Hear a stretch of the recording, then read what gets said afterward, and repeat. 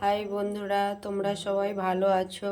আমিও ভালো আছি। আজকে আমাদের লাঞ্চে ভাত, নুন, তার সাথে দিলাম কাঁচা লঙ্কা, আর তার সাথে মূলো ভাজা, আর তার সাথে শিম শিম আলু আর বেগুন বড়ি দিয়ে মাখা।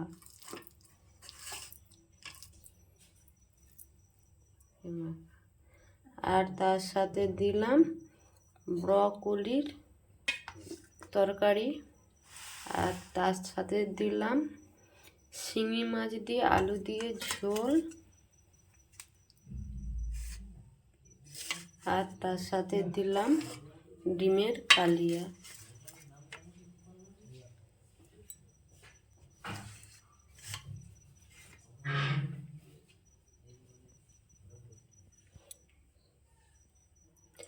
তো ভালো লাগলে বন্ধুরা আপনারা সবাই লাইক করবেন।